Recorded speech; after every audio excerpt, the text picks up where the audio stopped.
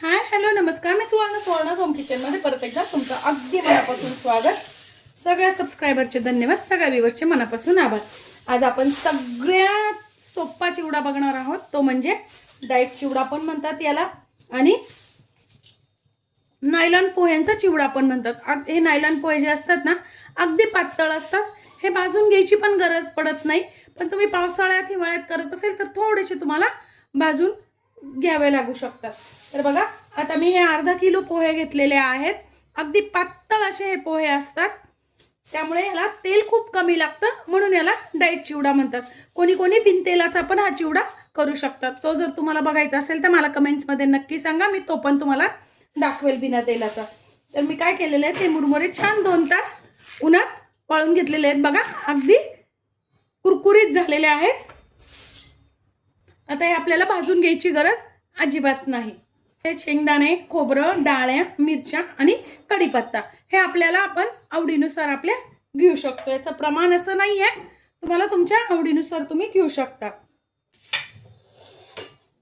आता चिवड्यात टाकण्यासाठी आपल्याला घरगुतीच एक मसाला तयार करायचा आहे. तर बघा, त्यासाठी मी इथे 2 चमचे घेतलेली आहे. छोटा चमचा आहे हा. 2 चमचे घेतलेली धने जिऱ्याची पावडर. धने जिऱ्याची पावडर कशी बनवायची याची पण व्हिडिओ आपल्या चॅनलवर अपलोड केलेली आहे, नक्की जाऊन बघा. तुमच्याकडे जर धने जिऱ्याची पावडर नसेल तर तुम्ही 2 चमचे धने, 1 चमचा जिरे थोडंसं भाजून मग घ्यायचं आहे, म्हणजे वास छान येतो आणि बारीक पण छान होतं.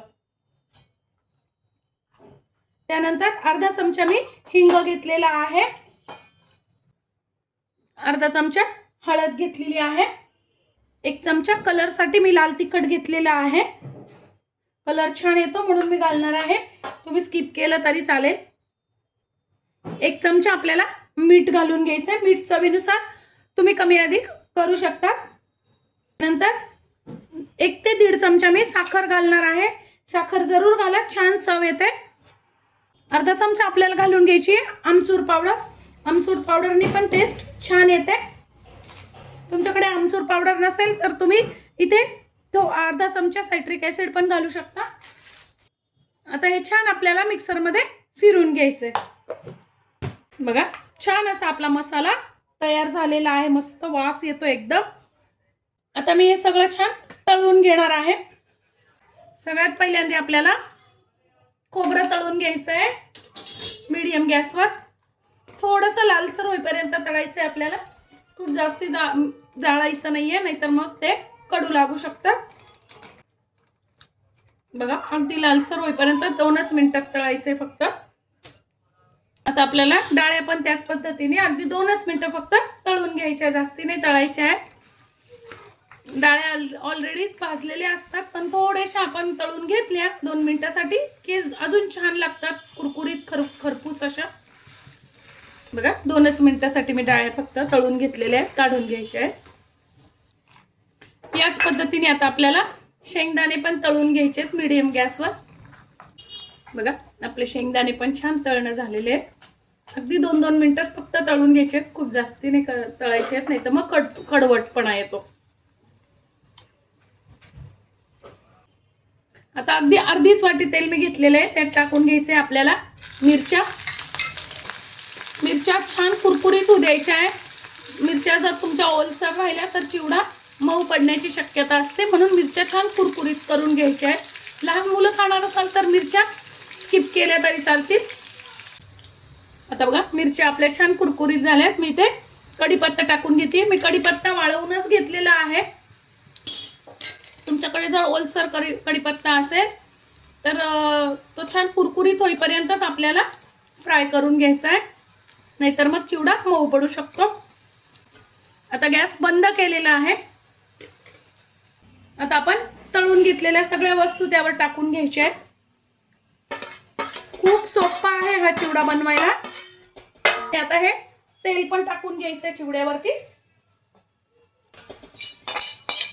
मसाला मी तेलात टाकलेला नाहीये. बघा, तुम्ही जर तेलात मसाला टाकला ना तर गरम तेल असतं, मसाला जळण्याची शक्यता असते, म्हणून मसाला आपल्याला तेलात टाकून घ्यायचा नाहीये.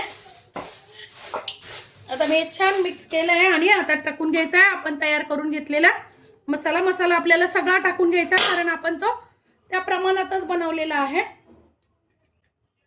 आणि आता हे छान मिक्स करून घ्यायचं आहे. हलक्या हाताने मिक्स करायचं आहे, जोरात नाही करायचं आहे, नाहीतर मुरमुरे आपले पोहे फुटू शकतात. त्यामुळे हलक्या हाताने मिक्स करायचं आहे. बघा काय मस्त कलर आलेला आहे आणि खूप छान असा खमंग खुसखुशीत कुरकुरीत असा आपला चिवडा तयार झालेला आहे.